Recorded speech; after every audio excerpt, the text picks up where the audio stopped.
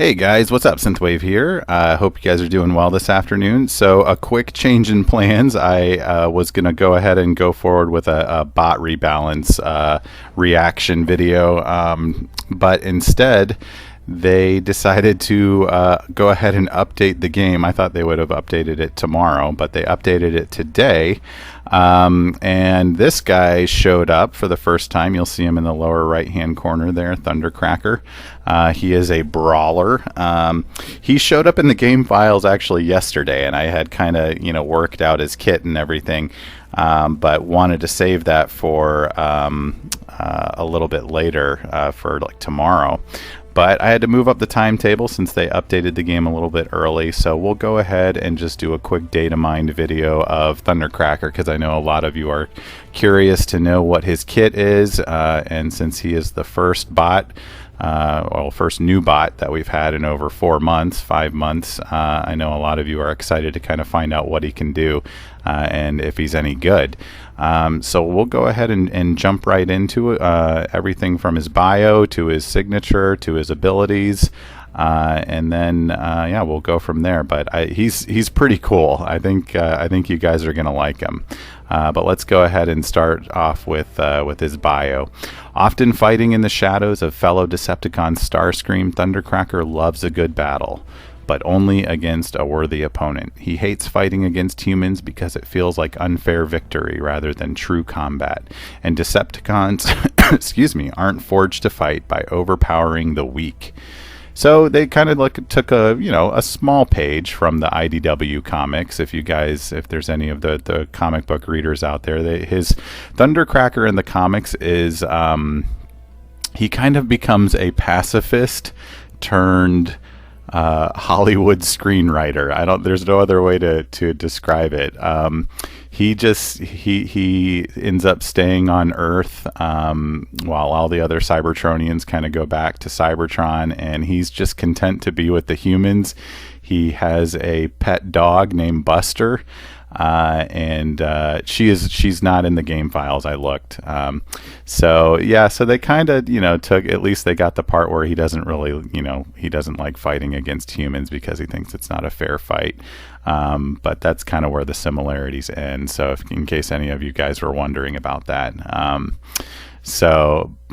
Yeah, so that is his bio, and I'll just kind of give you a quick overview of his kit. He's built around getting melee buffs while simultaneously purifying debuffs on himself. And these melee buffs that he gets last, I think, about 2 seconds each, but they are able to be refreshed, and we'll talk about that. He's also got some other interesting features in his kit that are very unique to him, and we'll cover that too. But first, here's kind of a breakdown of what I found in the game files. And as always, I mean, these game files can be really tricky to decipher and kind of suss out everything. So again, it's not official until the official bot report comes out, but here's what I found anyways. I couldn't find any like names of abilities, but I did find descriptions, so we'll go from there. So this is how he gains these melee buffs in, I've seen like 4 different ways, and so we'll cover that. So number one, he can gain a melee buff through the use of his special one, his SP1. We'll cover that in a bit. He can gain buffs through purifying debuffs on himself, and we'll cover that in a minute. And the third way is he can gain melee buffs through both just regular blocks and also well-timed blocks. And this is kind of a key thing that's unique to him against heavy vehicle alt mode attacks, and we'll cover that a little bit later too. And then finally, his signature ability, he will also allow him to gain these melee buffs. So yeah, he gets these buffs. They last 2 seconds. You're like, Synthwave, what are we going to do with a 2-second buff if they can't refresh the buff? Well, these are the ways that he can refresh these melee buffs. So before anyone gets up in arms about the 2-second timer, he can get them most importantly through one, just using melee attacks. So if you can press an attack and keep melee attacks up, you can keep refreshing those buffs.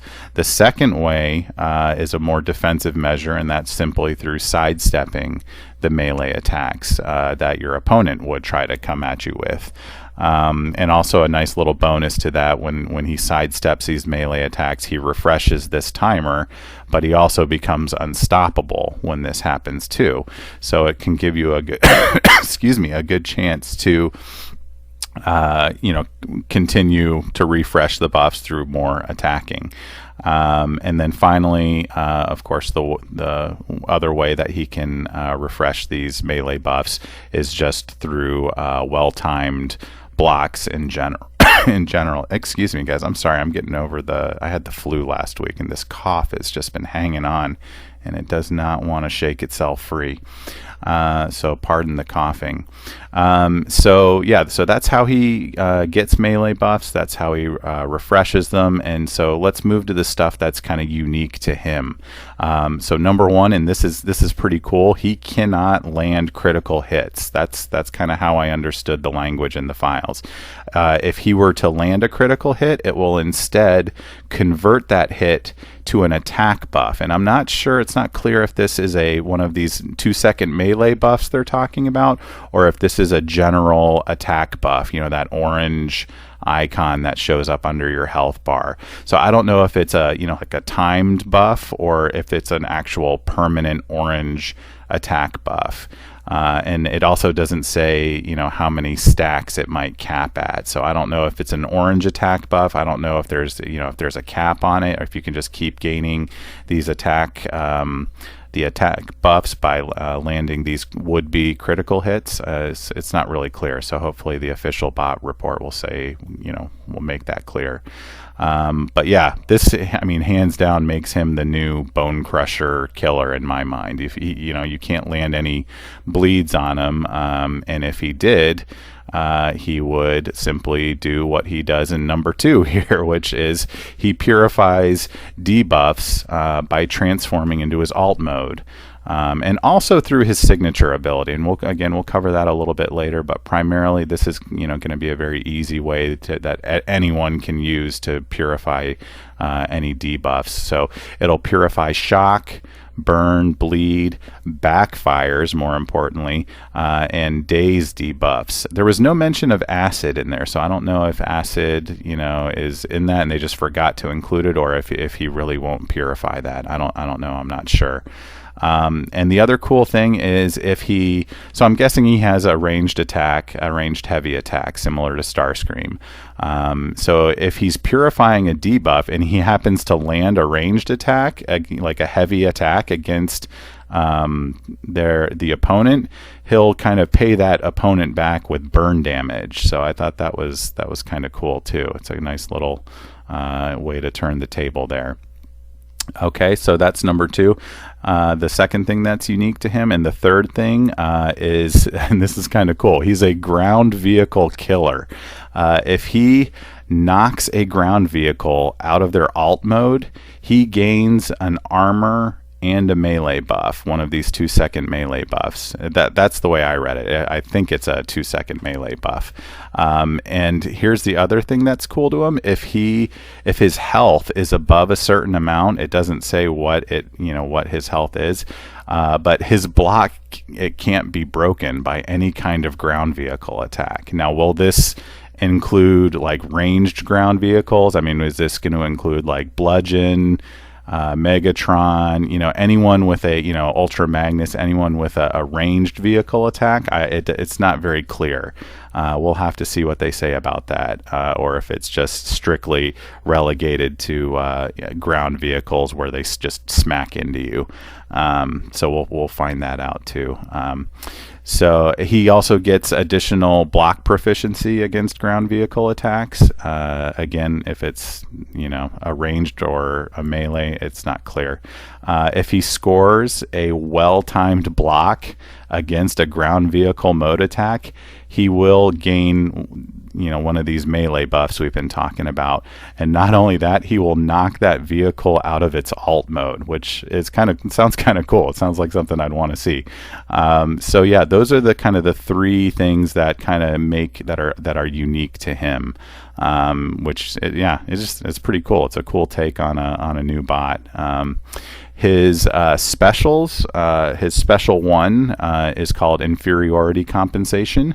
Vengeance comes to those who fight for it. And this is each projectile hit grants an X% melee buff for 2 seconds. So again, that goes back to this is one way you can use to gain these melee buffs is through his special one. His special 2 is called Brutal Treachery. When your enemy thinks you're cornered, crush them. X% additional damage for each active buff on Thundercracker. So this is the special that you're going to want to use when you've got all these buffs built up on him. Now, I don't know. I'm curious to see if they've got timer locks on these buffs. I don't know if his special 2 is a ranged attack or if it's and I don't know if it'll matter at all if the melee buffs will affect that, but I hope they've got it set up so these buffs won't expire during special animation. Like I said, I haven't seen it yet, so we'll have to see what it looks like. But it's definitely that's the attack you want to use if you've saved up a lot of buffs. His special 3 is called Shocking Oblivion. Conquest is made by frying enemy circuits extra crispy. And what this is it inflicts a shock debuff, causing X% attack as shock damage over X number of seconds. And the shock damage will increase for each active buff that's on Thundercracker. And as well, I think the shock damage gets worse too if there's active buffs on the opponent as well. So that's one thing you want to keep an eye on when you're deciding if you want to use his special 2 or special 3. They're both meant to be sort of big attacks where you've saved up your buffs and you want to use your buffs for those 2 attacks. So special 1 is used for building melee buffs, special 2 and 3 is for kind of using those buffs. And then finally his signature ability is called Ascension. And it is there were a lot of descriptions for this, so this is the one that I found that seemed kind of to be the most detailed. So apologies if it's not totally accurate. Sometimes Kabam puts a lot of different signature alternatives in there, like the wording is different on all of them. Every 5 consecutive melee attacks dealt while not debuffed, meaning there's not a debuff on Thundercracker, that's how I interpret it, will grant one of these melee buffs, these 2-second melee buffs. So it's just another good way to build these melee buffs is you're just landing combos, and that should give you a melee buff. Melee attacks have an X% chance per signature ability level to purify any debuff. So again, this is one of those things where at a high signature ability, it'll kind of act as if you're entering into his alt mode. The higher his signature ability is, the more melee attacks will just naturally purify these debuffs. And then finally, at the start of each fight, increase attack by X percentage of the enemy's bonus attack for each signature ability level. The wording on this isn't very clear, but my take on this is that by bonus attack, I am pretty sure they mean any attack outside of the opponent's base attack. So if the opponent is on a mod that grants them attack damage bonuses, then Thundercracker will get an attack bonus as well based on his signature ability level. And I would assume the same would apply for masteries. Like if you're facing an opponent in arena and they've got some sort of attack bonus on their particular bot, that Thundercracker will see an attack bonus as well. So interesting stuff. So that's Thundercracker. We'll definitely wait and see what the official bot intel report brings, but this is just what I could find from just looking in the game files. He looks, like I said, it's a good take on a fight mechanic that we really haven't seen before. So congratulations to Kabam for that, for their first bot back after 4 months. He looks really interesting. He looks like a lot of fun, and he looks like he'll have a lot of uses. So let me know in the comments, what do you guys think? What do you think of Thundercracker? What do you think of his abilities? And as always, like the video, subscribe, comment, hit the bell for notifications. Next video will probably be that bot rebalance one, but I just feel like it's falling lower and lower on the priority level. I just feel like, there wasn't really much to the bot rebalance, but I'll probably still do a video on it, just covering it, just so we can say we did it. But anyways, there you go, Thundercracker. I'll see you in the next video, guys. Take care.